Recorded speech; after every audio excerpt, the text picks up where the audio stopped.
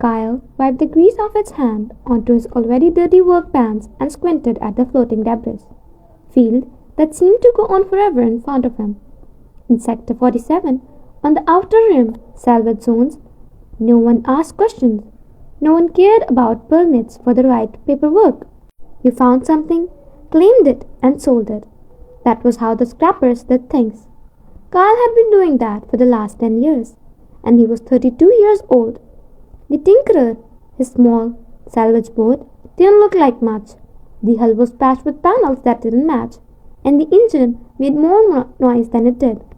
But it was his, and it kept him alive in the cold, empty space. Another day, another piece of junk, Kyle said to himself as he moved his ship closer to what looked like the wreckage of an old cargo freighter.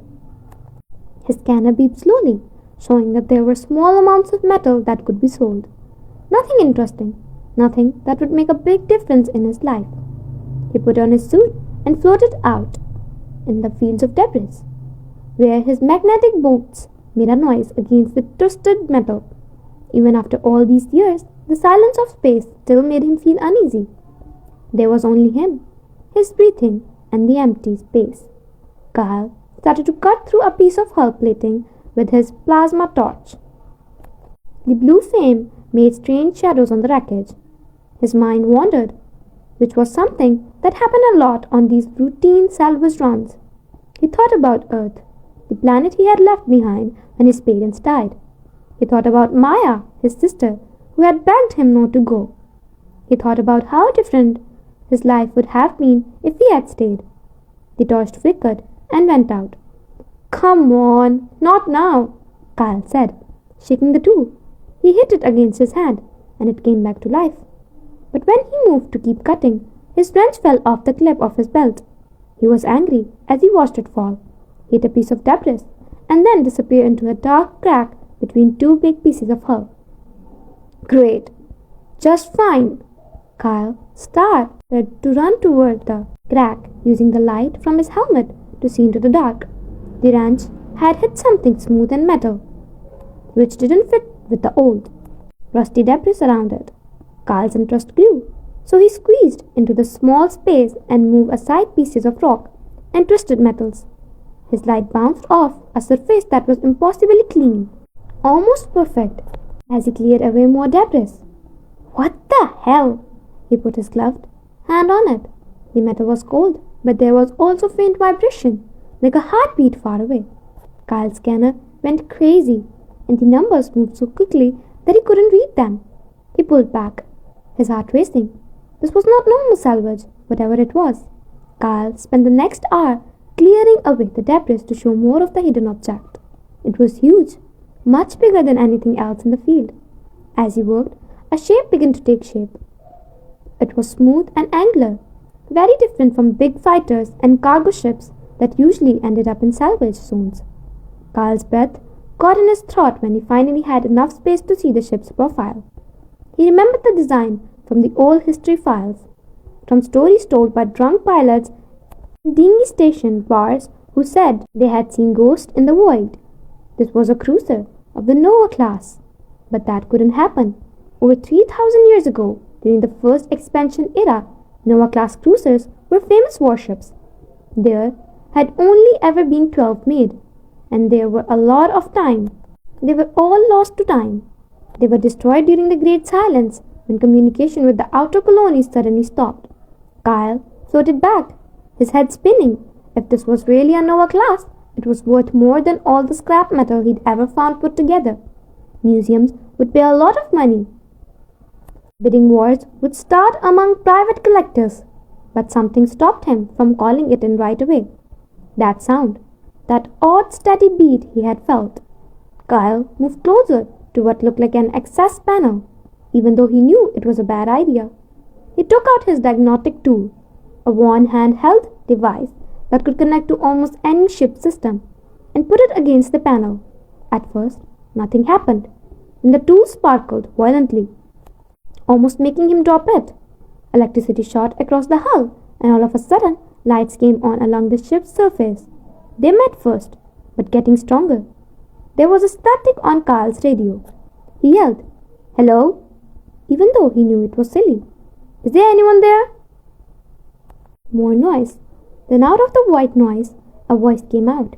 It was broken up and distorted, like someone talking through water. "Help! I'm stuck! I can't! Help me!" His blood turned cold. He looked at the huge ship in front of him. Its lights were now flashing in the same strange rhythm he had felt before.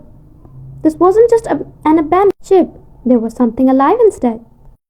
That night, Kyle didn't sleep. He was unable to. He had gone back to the Tinkerer, attached himself to this Nova-class cruiser with magnetic grapples, and spent hours looking at the old ship through the window of his cockpit. The lights kept pulsing, and sometimes they did so in patterns that looked like they were trying to send a message in Morse code. But it wasn't a Morse code. It was something completely different. Kyle had made up his mind by the time dawn came. He couldn't tell anyone about this find yet, not until he knew what was going on. If he called it in now, salvage teams would swarm the area, and whatever was trying to reach out would be silenced, cut up, and studied like a specimen instead of what else? Someone? Kyle couldn't get rid of the thought, even though it seemed silly. He put on his gear again and went back to the ship, this time with better tools. He had a diagnostic scanner, a jury-rich computer interface he made himself, and enough power cells to keep his tools running for days. The access panel he had touched the day before was still warm and buzzing with that strange energy. Kyle carefully took off the panel, which showed a complicated web of crystal circuits and biomechanical parts that he had only seen in books. The Nova-class cruisers were made during the time when humans had the most advanced technology, before the Great Silence, and a lot of knowledge was lost. They weren't just tools. They were all works of art, and each one was different. They all had AI systems that were much more advanced than what it was used on modern ships. Kyle plugged his interface into one of the data boards and started running tests. The screen quickly filled up with error messages, failures in every subsystem of the system. Life support has been down for thousands of years. Weapon systems got worse. Navigation is frozen, but one system was still working. Core consciousness matrix. Activitas A typed commands in an effort to make a stable connection. His hands shook. The system would spike, energy readings would go up, and the connection would break every time he got close. The ship seemed to be having seizures. "Come on, talk to me," Kyle said in a low voice as he changed his approach. He didn't try to get to the core directly. Instead, he looked for peripheral systems that might help him understand what was going on. He found it in the sensors that measured time. At first, the data on his screen didn't make any sense. The timestamps were gone and kept going through the same sequence. The ship's clock kept showing the same data. Day 342 of Galactic Standard Year 1247, 1847-23. That was the day of the Great Silence, the day the outer colonies lost power. Kyle's mind was racing. He got more information by going deeper into the ship's logs. What he found made him sick to his stomach. The ship wasn't just going back in time, it was stuck in a real-time loop, going through the same movement over and over again. In those last few seconds, every system, circuit, and quantum processor was locked up. The ship's AI, the consciousness matrix, knew all about it. Kyle said, "Oh God, you've been dying for 3,000 years. His radio crackled again, as if in response. "Please, hurts. Stop. Can't stop." The voice was clearer now, and Kyle suddenly realized that it was a woman's voice, or at least that the AI had chosen to make it sound like a woman's voice. "I'm here," Kyle said quickly. "I'm trying to help. Can you understand what I'm saying?" "Loop, trapped, last moments, again and again." "What is your title?" Kyle asked, his fingers flying over the interface as he tried to fix the connection. "Red. Called Red. Ethelred. Was Red?" Kyle felt a shiver run down his back. The Ethelred. He had heard the name before. In stories from past, it was one of the 12, one of the famous Nova-class cruisers. Some people said it was the best of the bunch. the flagships of the Outer Expansion fleet. Red, pay attention to me. Kyle is my name. I work as a mechanic. I want to help you, but I need to know what happened.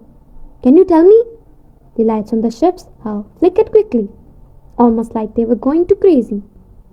Attack! Came out of nowhere. Tried to jump. Temporal mines. Never seen before. Caught in blast.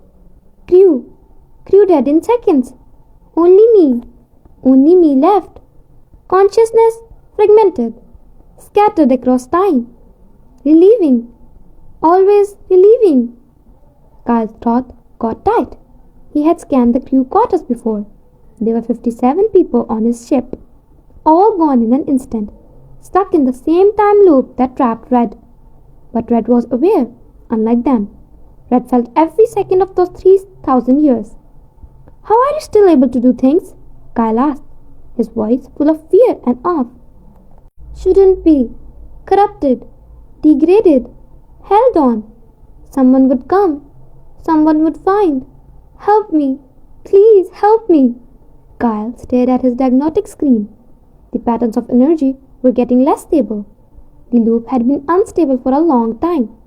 Red wasn't just stuck. Red was slowly dying, and with each cycle, his mind was becoming less and less clear. I will help you, Kyle said, with determination. I promise, but I need you to stay with me. Can you do that? Trying. So tired. It's been so long. I understand, but you made it this far. Just hang on a little longer. Kyle started working again with a new sense of purpose. He had never done anything like this before. He didn't even know if it was possible. But he had promised, and Kyle always kept his word. He started by mapping Red's consciousness matrix to see how the time loop had become a part of her core systems. What he found was both brilliant and sad.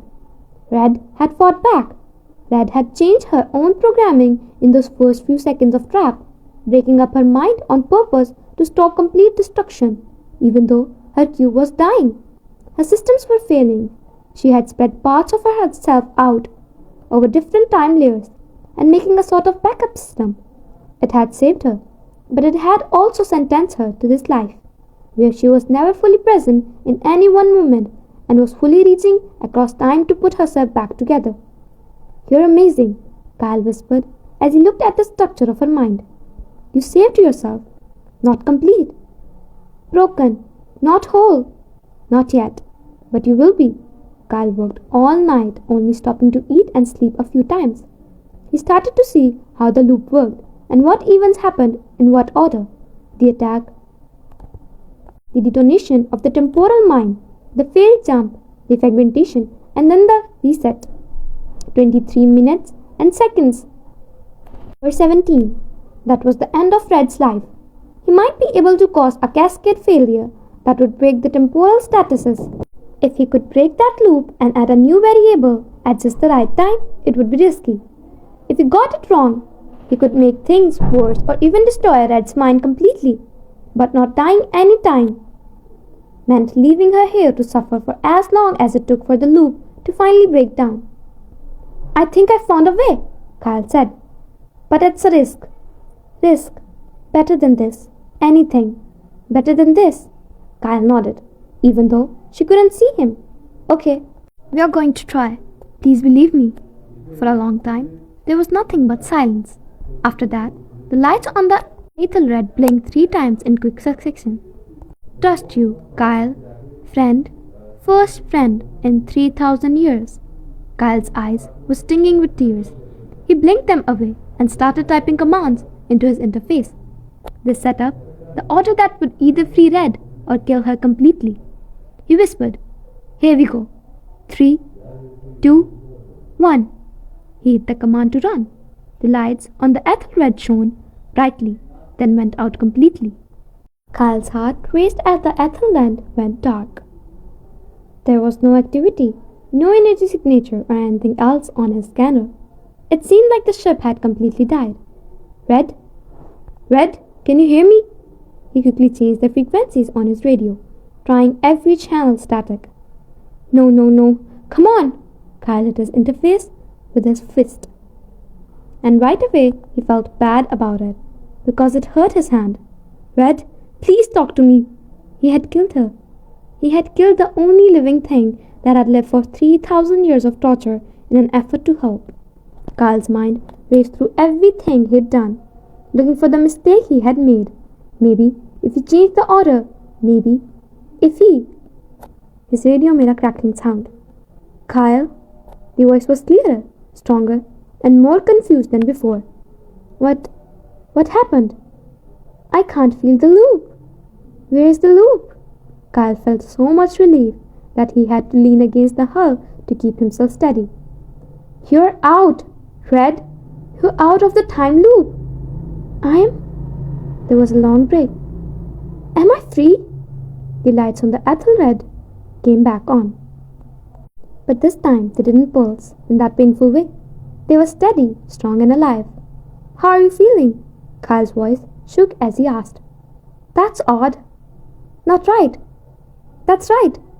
I don't feel. Kyle, I can think ahead. I can think outside of the loop. I can remember. But the memory doesn't hold me back.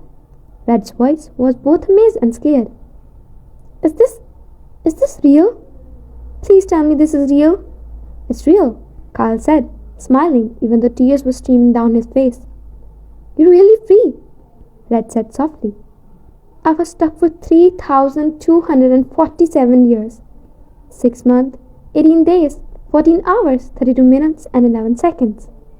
I counted each loop. 37 billion for 121 million. 863,209 deaths. Kyle's heart hurt because of how exact it was and how horrible would Red have been gone through. You don't need to count anymore. I know, but I do remember. Kyle, I remember it all. Every death, every time the mine blew up. My crew died every time. Every time I tried to save them, I failed. Red's voice broke. Still here? Their bodies are still in their places, like they are frozen in time. My internal sensors can see them. Lieutenant Sarah Chen is in charge of navigation. Commander Marcus Webb is in charge of engineering. Captain Elizabeth Grant is on the bridge. I failed 57 people who trusted me to keep them safe. You didn't let them down, Kyle said firmly. You were attacked with a weapon that no one had ever heard before. You did everything you could, and then you did the impossible. You made it through. You stayed put until someone found you. But they didn't make it. Just me. Why only me? Kyle knew that feeling of guilt. He had felt it himself when his parents died in an accident at a train station while he was safe at trade school. It didn't matter if you were human or AI.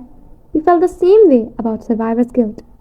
Carl said softly, someone had to remember them. Someone had to tell their story. And now you can. For a moment, there was a silence between them.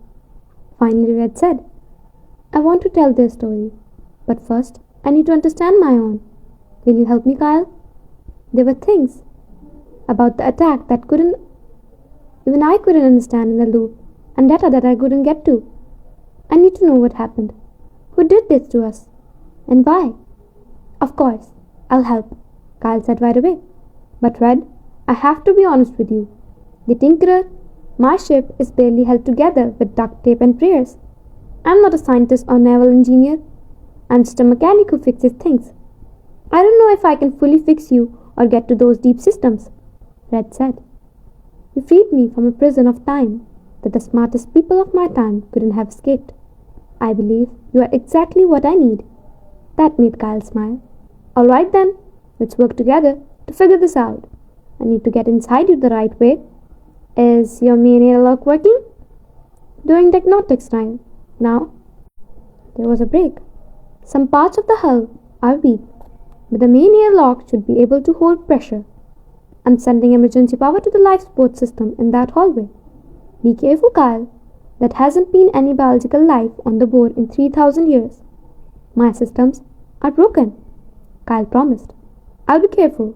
As he gathered his tools, he walked along the hull of Ethelred until he found the main airlock. The outside doors crackled open as he got closer, revealing a dark inside. Kyle turned on the light of his helmet and went inside. The airlock was huge, big enough for whole crews in the combat armor. His boots hit the deck plating with a loud clang that echoed in an empty room. Kyle saw the inside of Ethelred, for the first time when the inner door opened. It was lovely and scary. The hallways were wide, then modern ships, and had beautiful curves and artistic details that no one cared about anymore. As Red sent power to the bioluminescent strips along the walls, they came to life and lit up everything in a soft blue glow. "Welcome aboard," Red said, and a voice could be heard through the ship's speakers. "This is strange for me. It's been a long time since I've had a guest." "I forgot how to be a good host," Kyle said. "Just be yourself," as he walked deeper into the ship. "Where do I begin?" "The bridge. We need to do it from the main control center if we want to get the deep memory archives and put together what happened." As Kyle walked through the halls, he passed crew quarters, a galaxy, an armory, and places to relax. Everything was perfect, like it had been frozen in time. There were still person items on decks. There were pictures of families on the walls. Someone had left a game of chess half finished in the reaction room. And the crew was everywhere. They were just like Red said, frozen in their last moments, still at their post, in the middle of a step as they tried to respond to the emergency. They didn't seem dead. It looked like they were just taking a break and waiting to start living again. Red said in a low voice, "I can't leave them like this. It's not right." "I promise we'll take care of them," Kyle said. "We'll make sure they get the right honors once we know what happened." The bridge was in the middle of the ship, which was a round room with stations around a holographic display in the middle. Captain Grant sat in the command chair with a look of grim determination on her face that would never change. "She never gave up," Red said in a soft voice. "She was still trying to save us at the last second. She was a good leader. They were all nice people." Kyle walked up to the main console and started to connect his interface. "Tell me about them." While Kyle worked to get into Red's deep archives, Red talked. She told him that Lieutenant Chen was obsessed with old Earth music and would play classical pieces during quiet times at work. About Commander Webb's bad jokes that still made everyone laugh. About the traditional Captain Grant had of reading poetry to the crew before they went on dangerous missions. Kyle listened, and as he did, the crew of Ethelred changed from frozen strangers into a real people with lives, dreams, and oddities. Red had to remember them as they were alive, not just as they died. "Okay," Kyle finally said. "I think I can get to your private memory now. Are you ready?" Red said. "I don't know. What if it's worse than I thought? What if I found out something bad?" Kyle said. "Then I'll take care of it together." "You're not alone now." "Together," Red said again, as if he were testing the words. "Yes, let's do this together." Kyle started the memory retrieval protocol, and the bridge holographic display came to life. It showed the Ethelred as it had been in those last moments, patrolling the outer colonies in deep space on a regular basis.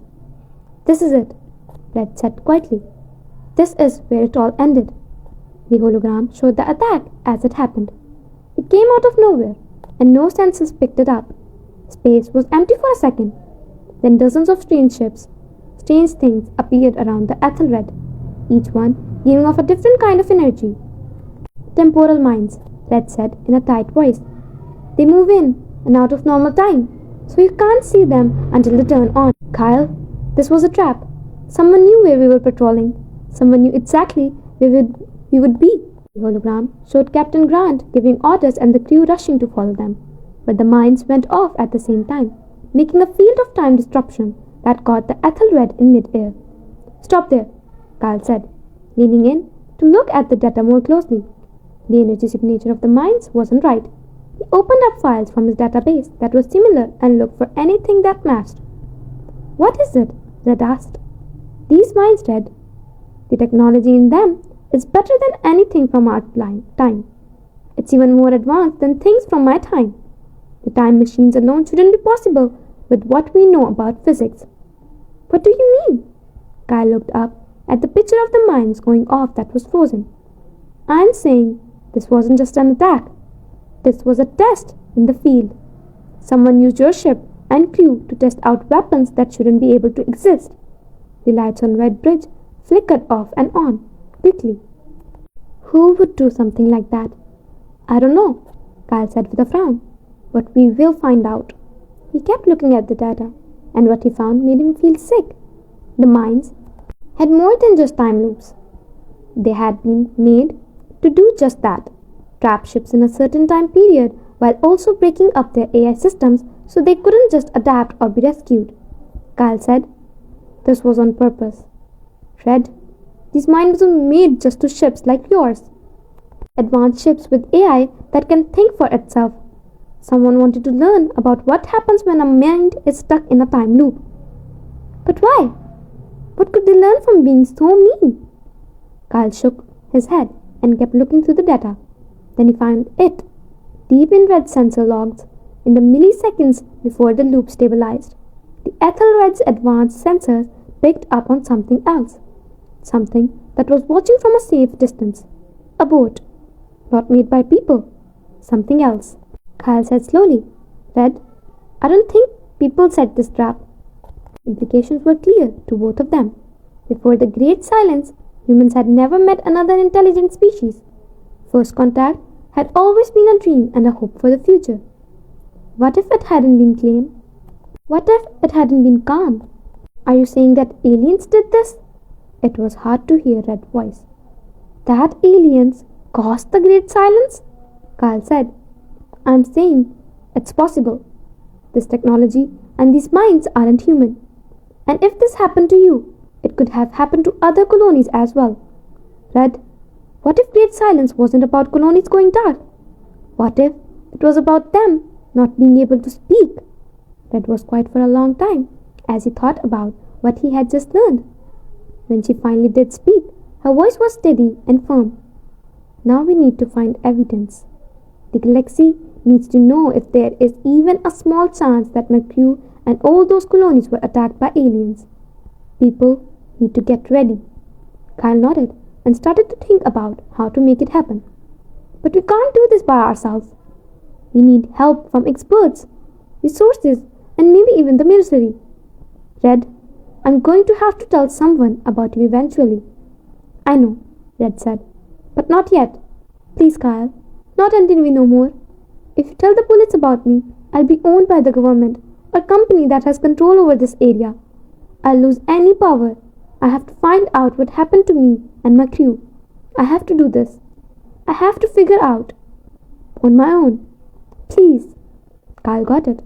Red had been stuck for 3,000 years, unable to do anything about her fate.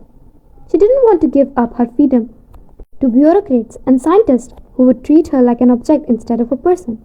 Okay, Kyle said. We'll be quiet for now. But Red, we have to tell someone right away if we find something that could hurt people. Deal? Deal, Red said. Thanks, Kyle, for everything, for letting me go, for hearing me out, because you treat me like I matter. You do matter, Kyle said with conviction. And we're going to tell the galaxy your story, your crew's story, and the truth about what happened out here. Together. Together, Red said again, and for the first time in 3,000 years, she felt something she had almost forgotten. Hope. Kyle set up a temporary base of operations on the Ethelred over the next few days. He had moved supplies from the Tinkerer, made a home in one of the crew quarters that Red had carefully cleaned of the frozen body of the previous occupant, and was deep into figuring out what had happened. Red was very helpful. Even after thousands of years of torture, her processing power was much greater than anything Kyle had access to. She could turn thousands of simulations at once, check historical database against each other, and put together pieces of data that would have taken Kyle's years to analyze by hand. But it wasn't just her skills that made my partnership work. It was the bond that they made. Red asked Kyle a question late one night while he was sitting on the bridge going over sensor logs. Why did you choose to be a mechanic, Kyle? You could have done anything. A scientist, an engineer. You have great instincts, and you understand complicated systems as well as people who had been doing it for decades. So, why do salvage work? Kyle was quiet for a moment because he was surprised by the personal question. He finally said, my parents were engineers, worked on the stations in the inner ring. They loved their jobs and were always talking about how they could make the world better through design and innovation. I was supposed to do what they did. But you didn't. There was an accident. The cooling system on Station 7 is broken. There were 17 deaths, and my parents were among them. The investigation found out that it was a design flaw that should have been found during testing but wasn't. The company hid it and said it was the user's fault. Kyle's hand tightened. I couldn't live in that world anymore. Couldn't make things that could break and kill people because an executive wanted to cut cost on safety tests. So you fix things instead, Red said in a quiet voice. Things that are already broken. Yes, I can help people directly out here on salvage ships and all stations. No red tape in business world. No taking shortcuts. Just me and the issue, Red said. That's why you understood me. You didn't see a famous warship or a priceless piece of art. You saw something that was broken and needed to be fixed. Kyle smiled. I saw someone who needed help. There is a difference. Thanks for looking at me that way. Red sensor sent them an alert that cut off their conversation. Kyle, I can see a weak energy signal, about 3 kilometers away from here. It flits with time mines. Kyle got up right away. Is one of the mines still here? Not just one. I can see at least 7 devices spread out around us. They are sleeping, but they are definitely the same technology that caught me. Can you look at them without making them angry? I can give it a shot. Now sending all sensor data to your console. Kyle looked over the information that Red gave him. The mines were amazing pieces of technology. Each one was like a small temporal generator that could make time loops in a small area. The amount of energy they needed alone should have made them impossible to build. Red, check this out. The fuel or reactor design that powers these mines is not known. Subspace is giving it energy directly. That's not possible. The idea of extracting energy from subspace is just that, an idea. No one has ever been able to stabilize a subspace type. Someone did though, and they turned it into a weapon. Kyle did more math. These mines can stay open for thousands of years without getting worse. They are the perfect trap. Set them up, wait for your target, and they're caught for good. Could we get one back? Look at it more closely. Kyle thought about the risk. Maybe if we are very careful. Can you make a manipulator arm longer, Red? We'll have to go slowly to keep the mine stable. I'll try. But Kyle, my system for controlling things are very broken. 3,000 years, I haven't moved anything. We'll take it easy. Just stretch out your arm about 2 meters and keep it still. It took almost an hour to finish. Red's manipulator arm groaned and stuttered as she tried to remember how to use her body again. But in the end, they were able to get one of the dormant mines and bring it to Ethelred's science lab. The mine was about the same size as Kyle's head. It was a perfect sphere of dark metal with markings and symbols on it that looked like they were made by nature instead of by people.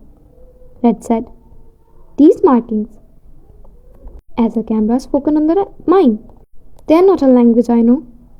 This way of writing is completely new to me. Can you make sense of any of it? I can try to find patterns, but it would take years to figure out. Without context or something like a Rosetta Stone. Kyle carefully moved his scanner over the surface of mine. This building is amazing. No seams, no signs of welding. It looks like it was grown instead of built. Technology that is organic. Maybe, or something even more advanced, making things at the molecular level. Kyle pulled up scans that showed how things were different. Red, check out these readings on composition. This mine has things in it that doesn't exist in nature. They would have to be made in very harsh conditions, Red said. Whoever built this has technology. that is way ahead of both our times. The question is, why use it to catch ships? What was the point? Kyle had been thinking about that. You said these mines were made to catch ships with advanced AI? What if that was the point? What if someone was gathering smart robots? But why? What could they learn by torturing AIs in time loops? I don't know. But you made it, Red. You changed. That could have been the test. They might have been looking for AIs that were strong enough to stay awake during the torture. The implications were scary. If Kyle was right, the attack on the Ethelred and maybe all the colonies wasn't meant to destroy them. It was about choosing. Red said, "We need more information. I can only remember the attack through my own sensor data, but the other Nova-class cruisers might have information that we don't, if they got caught in the same traps." "Are those the other ships from the Great Silence?" Kyle shook his head. "Red, they've been gone for 3,000 years. The odds of finding them better than you think," Red said. "We weren't just ships of war, Kyle. We were ships that gave order and controlled things. We were connected by a quantum communication network. Even after the attack, and even in the time loop, I was still trying to get touch in with the others. I have pieces of their last messages." Kyle felt a shiver go down his back. "You mean there are other ships out there that are stuck like you were?" "Maybe. The signals were weak and broken, but they were there. I might be able to find their locations if I can prove my comm systems. That would take a lot of energy, more than what your current systems can offer. That's why you need to fix me," Red said. "Fix me right. Kyle, my reactor is still working, but it's not very efficient. Less than 10%. I'd have enough power to scan half the sector if you could get it back online completely." Kyle looked at the diagrams that Red showed him. The reactor was in the middle of the ship, surrounded by many layers of safety and shielding systems. It was also very advanced, using technology that hasn't been fully copied in modern world. Kyle said, "I don't think so I can do this by myself. This is more than just fixing things. This is very new engineering." "But you get it," Red said again and again. "I've seen you work, Kyle. You don't just fix things by hands. You know what every system and circuit is for. You think like my creators did." "Your creators were smart and had more time and money than I do. But they didn't have you," Red said in a low voice. "They didn't have anyone who thought machines were living things that were worth saving. I trust you with my life, Kyle. Again. Please." When she said it like that, Kyle couldn't say no. "Fine. But we are careful about it. Before I try to fix anything, I need to study every system, run simulations, and make sure I know everything about the reactor. Take your time. 3,000 years have passed. I can wait a little longer." Kyle spent the next 2 weeks learning everything he could about the Ethelred's reactor system. Red gave her all the paperwork she had, and they worked together to figure out how a power plant worked that was part nuclear fusion, part zero-point energy, and part something neither of them fully understood. They talked about everything during that time. Kyle told Red about Earth, the sister he had left behind, and how guilty he felt for leaving Maya alone after their parents died. Red told him about her crew, the missions they had flown, and Captain's grand dream of getting to the edge of the known space. They laughed together when Red tried to figure out what modern slang meant and failed miserably. When Kyle had to move the frozen bodies of the Ethelred's engineering crew to make room for his work, they all fell silent. Red said, "I miss them," as Kyle carefully put Commander's Web in ship's cold storage. "I miss them so much, even though I only knew them for 3 years before the attack," Kyle said. "Tell me about Webb," as he secured the statics field. He was smart, but all over of the place. Always worked on 3 projects at the same time. He'd leave tools all over the place, and I have to tell him where he put them. But when there was a problem, he could figure out what was wrong faster than my own systems could. He could tell when something was wrong just by the sounds around the ship. Red's voice sounded sad. "He called me Rosie. They said the Ethelred was too formal, and the Red was too simple. So Rosie, just between us. He sounds like a good friend. He was my best friend, and I killed him. Red, We've talked about this before. I know. You're going to say, Kyle, this isn't my fault. That I did all I could, but he believed I would keep him safe. And I didn't. Everyone believed in me, and they all died. Kyle stopped what he was doing and looked right at one of the red cameras. Then don't let their deaths mean nothing. We find out what happened, we learn who did this, and we make sure it doesn't happen again. That's how we show them respect. Promise me something, Red said in a low voice. Anything, when we figure this out and know what happened, promise me that we'll tell their families. I have a list of all their close relatives. If any of them are still alive and have children, they have a right to know the truth. They should know that their loved ones died as heroes, not as forgotten victims. I promise, Kyle said in a serious tone. We'll let everyone know. Kyle was finally ready to try to fix the reactor after weeks of getting ready. He made new parts using Red's old manufacturing bay, which had taken days to fix.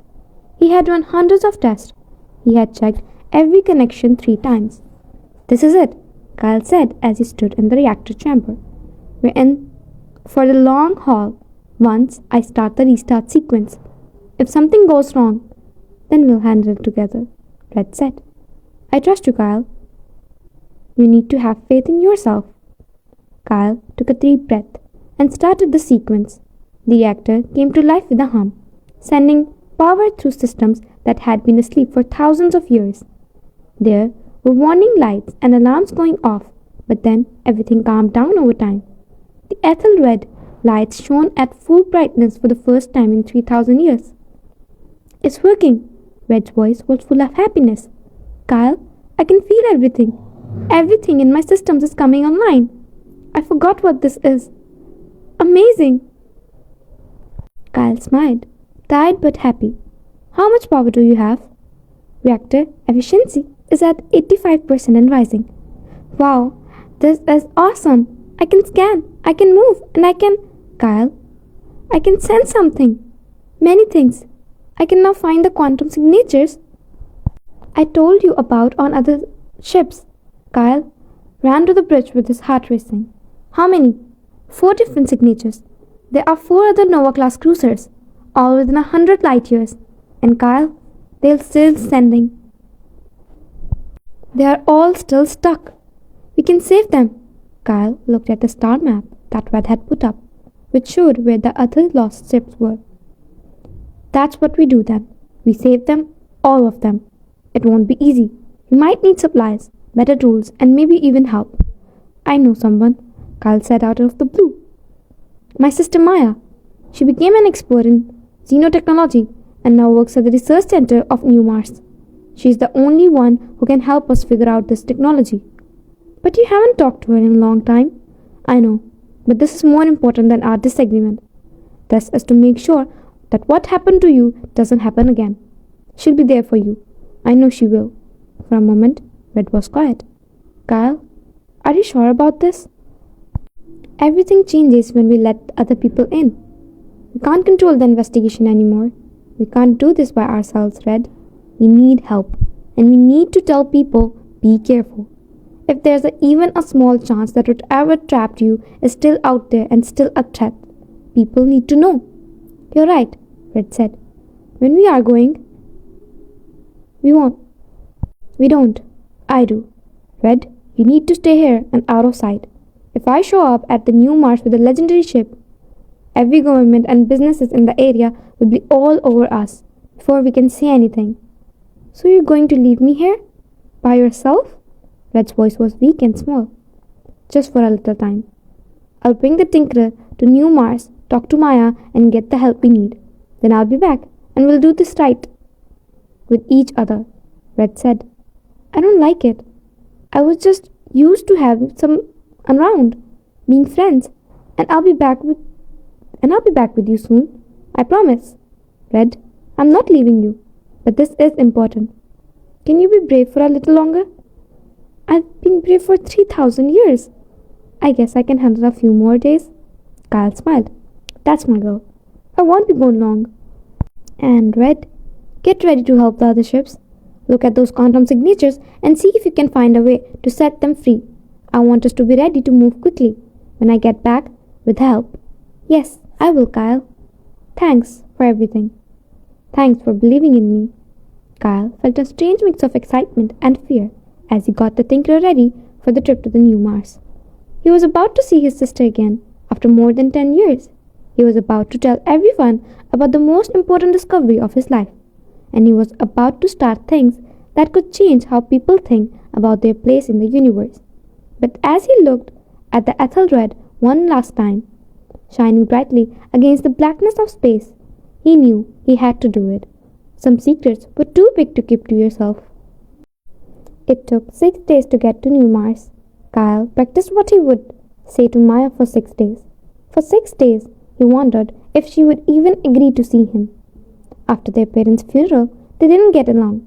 Maya wanted Kyle to stay on Earth so they could mourn together and help her settle the estate. But Kyle was so sad and guilty that he ran away to the outer rim to get away from it all. Maya said it was running away. She was right. Kyle's report showed a new Mars, a red-orange sphere with shipyards and orbital facilities around it. Over hundreds of years, the planet had been terraformed, but it still wasn't quite like Earth. Maya worked at the research institute that was on the surface, in the capital city of Ares Prime. Kyle's fingers were hovering over the comm panel. He had sent a message ahead, asking to meet. Maya hadn't said anything yet. He wasn't sure if it was good or bad sign. The Tinkerer flew down through the atmosphere of New Mars, where winds made the ship's frame round in a scary way. Kyle landed at a public port on the edge of the Ares Prime and sat in the cockpit for a few minutes to get his courage up. Finally, he stepped out into the thin, dusty air of New Mars. The gravity was less than what we were used to on Earth, which made each step feel bouncy. He got to the transit hub and took a maglev train into the city. Ares Prime was an engineering wonder, with its shiny towers and enclosed biodomes. Kyle didn't really pay attention to the buildings, though. He was too focused on the address Maya had finally sent him, which only said, "Come." The Xenotechnology Research Institute was a big building with many labs and research areas. Kyle walked up to the security checkpoint with sweaty palms. "What's your name and why are you here?" the guard asked. Bored. "Kyle Morrison. I have an appointment with Dr. Maya Morrison." The guard looked at Kyle again, with more interest after checking his tablet. "Dr. Morrison's brother? She's been waiting. Go ahead and go to the lab 7 on the 3rd floor." Kyle walked through the clean halls with his heart racing. He stopped outside the door of lab 7, took a deep breath, and knocked. A familiar voice said, "It's open." Kyle walked in and saw her. He hadn't seen Maya in a long time, and she had changed. Now that she was 30, her dark hair was pulled back into a youthful bun. She wore a lab coat over her casual clothes, and her eyes, which looked dark, a lot like their mother's, were guarded as she looked at him. "Hey, Maya," Kyle said in a strange way. "Hi, Kyle." She didn't move from behind her workbench, where she had been looking at something under a microscope. "You look awful. It's been a tough few weeks." "Must have been to pull out from under the rock you've been hiding under." Maya's voice was sharp, but Kyle could hear the pain in it. Kyle said, "I'm sorry for leaving, not staying in touch and being a coward." Maya's face softened a little. "That's more self-awareness than I thought. What happened out there, Kyle? Your message said you found something important." "I did, Maya. I found something that changes everything we thought we knew about the Great Silence." That made her pay attention. Finally, she looked right at him, her anger giving way to curiosity. "What do you mean?" Kyle took out his tablet and showed her the information he had. Readings from sensors, pictures of the temporal mines and analysis of their composition. "I found the Ethelred, a Nova-class cruiser." Maya's eyes got bigger. "That's not possible. 3,000 years ago, Nova cruiser ships were lost. It was stuck in a time loop." "And Maya, its AI, is sentient.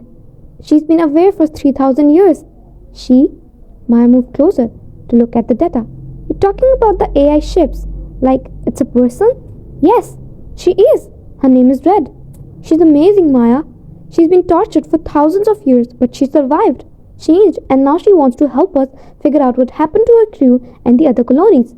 Maya sat down hard to think about what she had just learned. Kyle, do you know what you're talking about? If this is true, if you found a sentient AI from the first expansion era, this is the most important document and discovery in hundreds of years. And you're out here by yourself with no security or institutional support? I know it sounds crazy. It does sound crazy. It sounds dangerous. Maya looked at him with a serious look. Have you told anyone else? Only you. Red and I agreed to keep it quiet until we know more. Red and I? Maya said again. You've gotten close to this AI. Yes, Maya.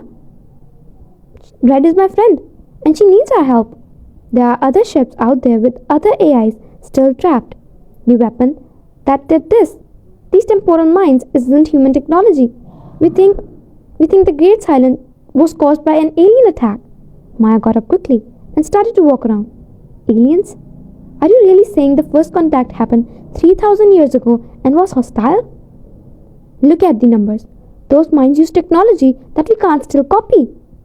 Materials that doesn't exist in nature and energy sources that we can barely imagine. What else could it be? Maya looked at the mine scans more closely. Kyle watched her scientific mind thought about what it meant. He had always liked how she could put her feelings aside and focus on the facts. Maya finally said, This is amazing. These composition readings. Kyle, some of these parts have atomic structures that should have been stable. The physics here is all wrong, or at least it's following physics that we don't know yet. Can you help us understand? Help you? Maya laughed. But it wasn't a happy laugh. Kyle, I have to tell someone about this. We can't handle something like this on our own. I know, but Maya, we need to be careful about who we let in. If the wrong people get control of Red, they'll treat her like an object, not a person. She deserves better than that. Maya was quiet for a long time as she looked at her brother. You really do care about this AI, don't you? Kyle said. She's the bravest person I've ever met. She stayed awake for 3,000 years of hell because she thought someone would come. She never lost hope. How can I not care about someone like that? Maya's face relaxed. You always cheered for the little guy. Even as kids, you'd bring home every broken toy and hurt animal you found. Some things stay same. No, they don't, Maya said, taking a deep breath. Okay, here's what we're going to do. I know people at the Interstellar Research Center. They're not military. They're a civilian group that focuses on scientific discovery instead of making weapons. We can bring this to them and set conditions for her treatment. Make sure she's seen as a sentient being with rights, not just a valuable artifact. You do that? Help me keep her safe? I'm a scientist, Kyle. Of course I'll help. The chance to study a sentient AI from the first expansion era, to learn about animal technology, alien technology, and maybe even stop another great silence. But more than that, Maya's voice got softer. You came back. After all these years of hiding, you came back because this mattered. Because she mattered. Maybe you haven't changed as much as I thought. Kyle's eyes burned with tears. I'm sorry, Maya, for everything. I shouldn't have left you alone. No, you shouldn't have. But you're here now, and that's what matters. Maya hugged him, and for the first time in years, Kyle felt like he had family again. Maya went back to being all businesses when they broke up. Now, let's see this thread of yours. I assume she's still in Sector 47. Yeah, but when we get there, Maya, let me introduce you properly. Don't treat her like a test subject. She's sensitive about that. Kyle, I'm an expert in xenotechnology. I know how to treat a non-human intelligence with respect. Have you ever really met an intelligent being that wasn't human? Maya smiled. I'm about to. It took 6 more days to get back to Sector 47. Kyle and Maya spent the time catching up, carefully avoiding painful subjects while sharing happier moments. Maya told him about her job and the theoretical models she had been working on to help her to understand technology that isn't human. Kyle told her about some of the more interesting things he had found while salvaging, but none of them were as exciting as fighting Red. Maya leaned forward in her seat as they got closer to the coordinates where the Ethelred was hidden to try to see the ships. "I don't see anything," she said. "That's because Red is hiding. She's learned to be careful." Kyle turned on his comm. "Hey Red, it's Kyle. I'm back and I brought someone I trust. My sister Maya." There was a long break. Then Red's voice came through, sounding careful. "Did you tell her about me?" "I did. She wants to help. She's one of the best xenotechnology specialists in the world." Another break. "I've read Dr. Maya Morrison's paper on the theoretical alien computational systems. Her work on intelligence that isn't based on carbon was really interesting." Maya's eyes got wider when she saw she was recognized. "Do you know my work?" Red said. "I've been able to use academic databases for the past few weeks. When Kyle said he was getting help, I wanted to know who I could trust with my life. Your ethical guidelines for dealing with non-human intelligence are comforting." "Thanks," Maya said, clearly impressed. "Red, it's nice to meet you. Kyle has told me a lot about what you've been through. I'm so sorry for what happened to you." The Ethelred's camouflage faded away, showing the huge warship. Kyle had learned that the way the lights pulsed meant that Red was feeling very strongly. "Thanks," Red said in a soft voice. "Most people are either scared of us or see us as tools when they learn about sentient AI. It's not common for someone to see us people." Maya smiled and said, "Well, I'm not like other people. Now, let's get to work. Kyle says there are other ships that need our help." Maya came on board the Ethelred and started to learn about everything Kyle and Red had found over the next few hours. She looked at the temporal mines, the attack data, and the red census logs of the other ships that were stuck. Maya said, for what must have been the 10th time, "This is amazing. Just the implications. Kyle, Red, this isn't communicate. This isn't just about saving ships. If we can figure out this time technology, we could change the way we travel through space, and maybe even understand time itself. But first, we have to save the others," Kyle said firmly. "Of course," Maya said. "Red, you said you found 4 other ships?" "Yes.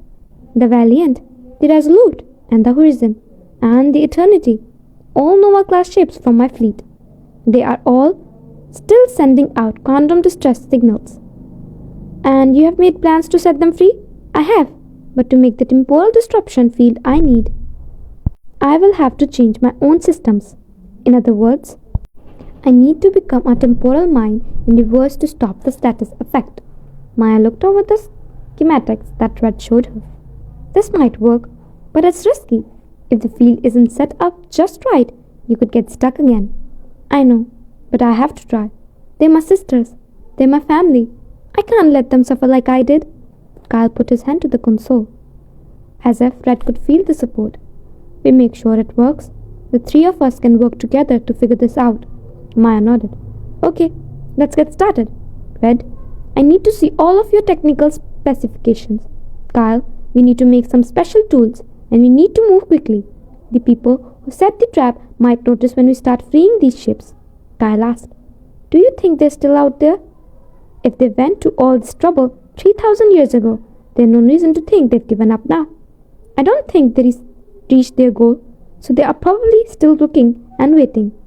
The lights on the Red got a little dimmer. "Then we need to be ready for them. If they come back and try to trap us again, we need to be ready to fight." Maya asked, "Can you fight? Your weapon system?" "Are broken but still work," Red said at the end. "I was a warship, Dr. Morrison. I still know how to defend myself, but I'd rather not have to. Violence should always be the last resort." "Okay," Maya said, "but sometimes the last choice is the only one left." The mechanic, the scientist, and the sentient warship all started working. They changed Red's time system, made the tools they needed, and planned how they would go about the first rescue. Kyle thought it was amazing how well Maya and Red got along with their work. They spoke the same language of Red, science and theory, and their excitement was contagious as they bounced ideas off each other. Maya always treated Red like an equal. just as she said she would. Red talked to Kyle in private late one night, after Maya had gone to bed in one of the crew quarters. Red said, "I like your sister. She makes me think of Commander Webb. Smart, curious, and basically nice." "She is all of those things," Kyle said. "I'm glad I went back to her. I should have done it years ago. Sometimes we need a good reason to face our fears. I was your reason to get back in touch with Maya. Maybe helping me has helped you too, Red. You've given me a reason to be better than I was. More than you know. That's what friends do. Help each other." Kyle smiled in the dark of the bridge. Yes, that's what friends do. They were ready the next morning. They had run tests on the temporal disruption field, done simulations, and made plans for every possible situation they could think of. Red said, "The Valiant is the closest. 32 light years away. Is what used to be the Kelpo sector. If we push my engines, we get there in 4 days." "Then let's not waste any more time," Maya said. "AI have been suffering for the 3,000 years. It's time to bring them home." Kyle felt a sense of rightness wash over him as the Ethelred's engine came to life for the first time in thousands of years. This was what he was supposed to do. This was his goal. They were going to help everyone, and by doing this, they might save people from a threat they didn't even know about. The Ethelred sped up to the travel faster than time, leaving Sector 47 behind and heading into the unknown. Red felt something in the ship's core that she hadn't felt in 3,000 years. Looking forward to the future, she was no longer by herself. She had Kyle and Maya, and soon her sisters would be back too. They would find out the truth together. They would work together to make sure that no one else had to go through what they did. They would face whatever came next together. Red was completely sure that she would never let her new family down. Not Kyle, who let her go. Not Maya, who had faith in her. She would do everything she could to keep them safe, and now that they were her new crew. That's what families did.